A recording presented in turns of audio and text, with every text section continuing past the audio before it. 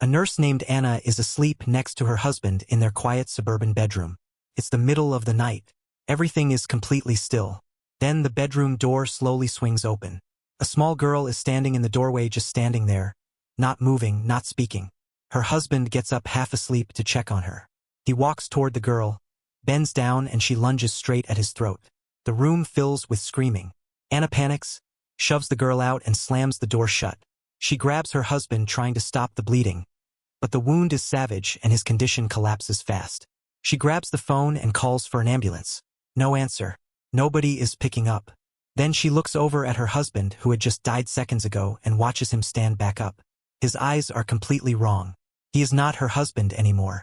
He goes for her immediately. Anna backs into the bathroom, and he tears the door apart trying to get in. She throws herself out the window, drops to the ground, and sprints toward her car. A neighbor is standing in his yard holding a gun, and for a second she thinks he's going to help her, but he points it straight at her instead and tells her to back away. Before she can understand what's happening, an ambulance screams around the corner out of control and launches him off his feet. Anna looks around. The entire neighborhood is on fire. People are running, screaming, dying. Her zombified husband bursts out of the front door, running flat out at full speed. She throws herself into the car, fumbles the keys with shaking hands, and floors it on the roads. Everything has already collapsed. Car crashes everywhere. People attacking each other in the streets. Anna barely keeps the car on the road until she loses control and slams into a tree. She blacks out. When she comes around and pulls herself out of the wreckage, a gun barrel immediately presses against the side of her head. The man holding it is Kenneth, a no-nonsense police officer who is assessing her as a potential threat before he decides anything else about her. Once he's satisfied she hasn't been bitten, he lowers the weapon. Neither of them has anywhere to go. They head out together on foot. Under a bridge nearby, they run into 3 more survivors, a man named Michael, and a couple, Andre and his pregnant wife Luda. The group pieces together what they know. The route Kenneth wanted to take is completely overrun. Michael's group started as 8 people. Now there are 3. The options are narrowing fast, and the only place any of them can think of that might offer real protection is the large shopping mall sitting nearby, still locked up from the night before the outbreak began. They smash their way through the glass and get inside. Everything seems still. The mall hadn't opened yet when the virus hit, which means no zombies got in during the initial rush. But the silence is deceptive. Michael and Andre move through the stores checking entrances while Kenneth stays back to cover the women. Michael steps into a clothing store and immediately picks up on something wrong, blood spreading slowly across the floor. He grabs a hammer. He pushes open the back room door and finds a zombie tearing apart a body. It spins toward him and charges without hesitation. On the other side of the mall, the commotion draws another zombie from behind toward Luda. It nearly gets its teeth into her when Kenneth smashes it back with his gun. Anna scoops the fallen weapon off the floor and shoots it down. Michael drives the hammer through the first zombie's skull. They all arrive at the same conclusion simultaneously. The head. That's the only thing that stops them. The first floor isn't safe.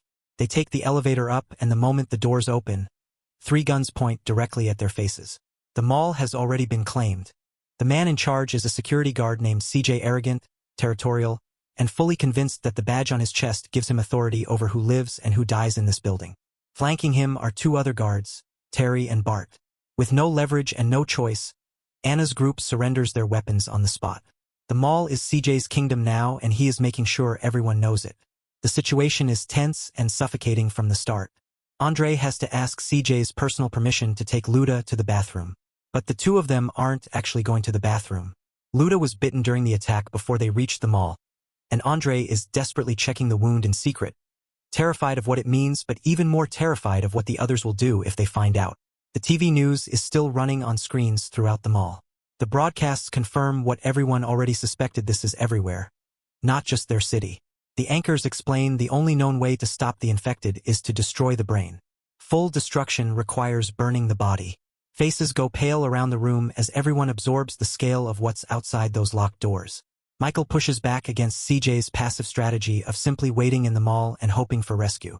He tells him that sitting still is a death sentence. Zombies will find a way in eventually, and they need to reinforce every entrance and get a distress signal out.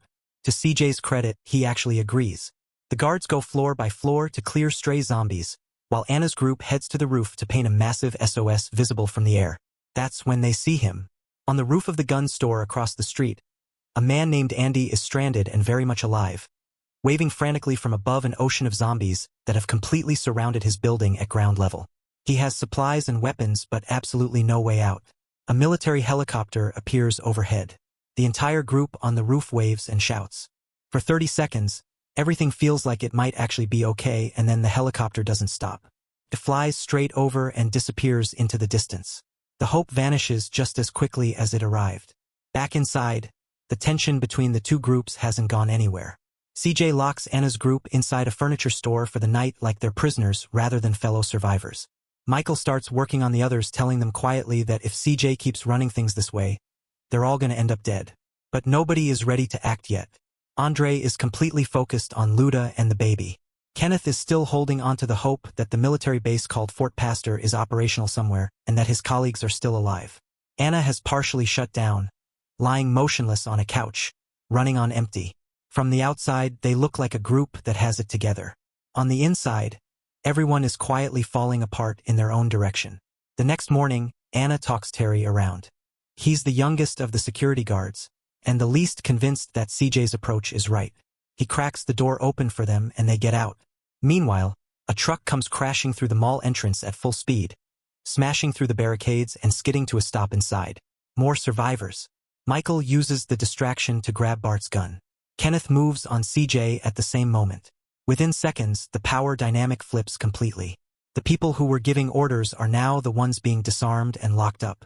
The new arrivals have made it out of hell to get here, and they bring the news with them. The city is gone. Every street is a slaughterhouse.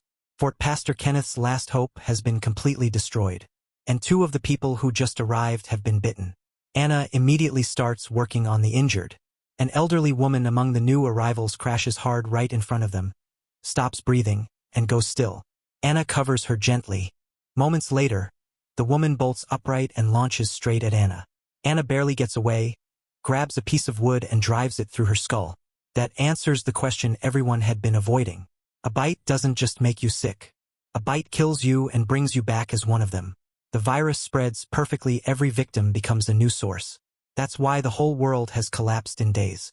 Everyone immediately thinks of the man named Frank who arrived on the truck he was bitten too. The argument over what to do with him is still going when Andre quietly slips away.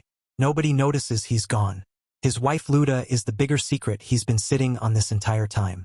Frank is in a room with his young daughter, Nicole, and everyone can see the clock running out on him.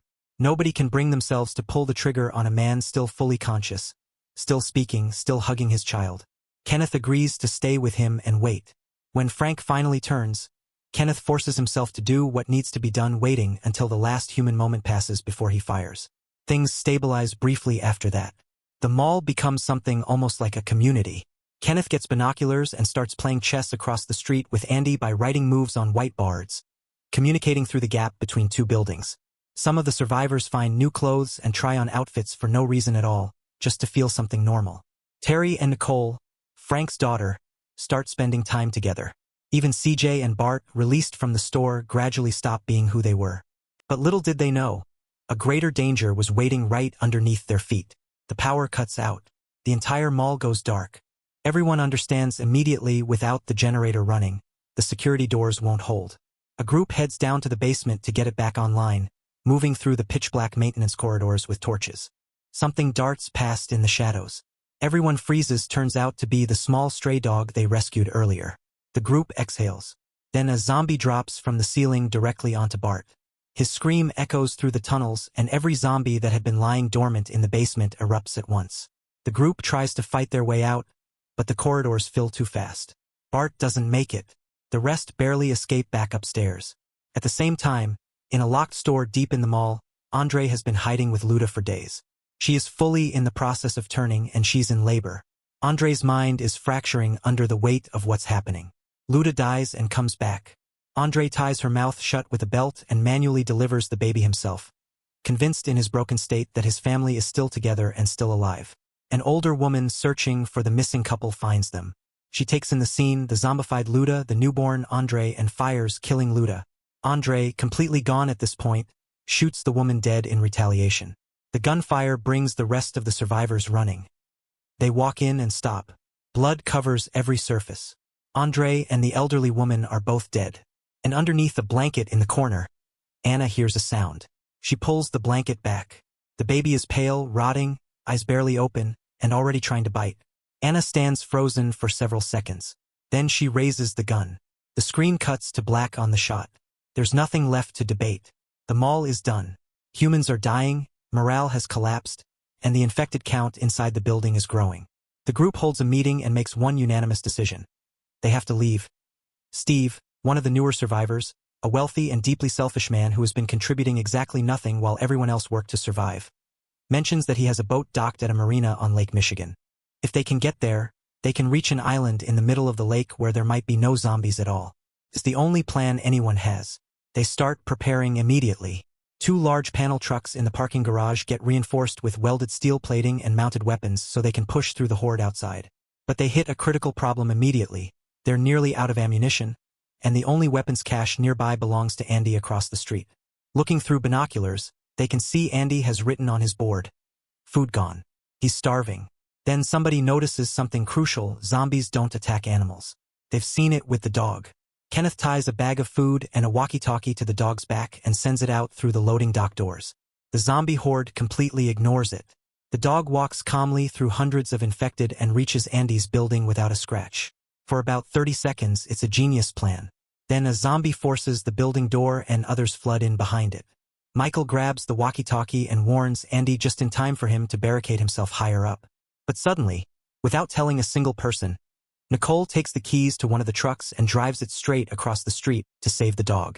Everyone watches in disbelief. She makes it inside the building, but now she's trapped in there, hiding in a storage closet, alive, with Andy somewhere above her and the horde below. Andy is already gone by the time she gets to him. He's turned. The group is furious at Nicole. And they also know that Andy's entire weapon stockpile is now at serious risk of being cut off from them permanently. After a long argument, the decision comes back the same way it always does. They go get her. Kenneth, Michael, CJ, Terry, and a man named Tucker form the rescue team. Rather than cross the open street where thousands of zombies are massing, they go under it, through the sewer system running beneath the mall and the gun store. Then a manhole cover scrapes loose and makes a sound. The zombies above go into immediate frenzy, pouring toward the source of the noise. The group runs hard and bursts up into the gun store. Blood and bodies are everywhere. They follow the trail on the floor and find Andy. But Andy is gone. Kenneth stares at what used to be his friend, then raises his shotgun and does what has to be done. Nicole is found alive in a metal closet. They move fast, clearing weapons and ammunition from the shelves. Getting back is the hard part. Michael puts a gas cylinder in the middle of a dense zombie cluster and shoots it. The explosion clears a corridor. They run for the sewer, but Tucker gets bitten in the chaos and tumbles into the tunnel below. The zombies follow him down. Tucker makes the call himself. He tells them to go, then gives himself to the horde to block them so the others can escape. Back at the mall, the horde has already found a way in. There's no more time. Everyone climbs into the 2 reinforced trucks and drives straight at the mall's exterior doors. The trucks punch through. For the first stretch, the steel plating does its job. The horde gets crushed or knocked aside and the convoy pushes forward. Then the sheer weight of numbers slows them down. Both trucks are surrounded on all sides, grinding to a near stop inside a sea of bodies. CJ throws another gas cylinder out the window and shoots it. The explosion shreds a gap in the horde wide enough for the trucks to surge forward again. But a zombie climbs up the back of the second truck. An older man picks up a chainsaw to deal with it, loses his footing on the violently shaking truck, and the blade swings back into him. Blood everywhere inside the cabin. People screaming. Then the second truck clips a parked car and rolls. The first truck stops. CJ and Anna run back through the horde on foot to pull people out of the wreck.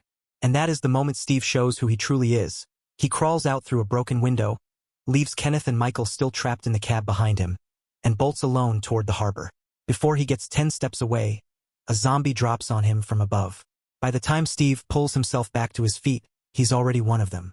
He comes straight at Anna. She shoots him down without hesitating. The gunshot brings every zombie in range straight toward them. Michael and CJ lay down fire on both sides, carving a path through the horde wide enough for the others to run. The harbor appears ahead. The boat is right there. People start boarding as fast as they can move. Then CJ stops at the truck. He looks at the size of the horde still chasing them and does the math. If someone doesn't stay behind, the zombies reach the dock before everyone is on board. Nobody makes it. He doesn't say a big speech about it. He just stays. He plants himself in the truck with the remaining gas cylinders, and as the last survivor boards the boat and the lines are cast off, the truck explodes. The bridge collapses into the water behind it.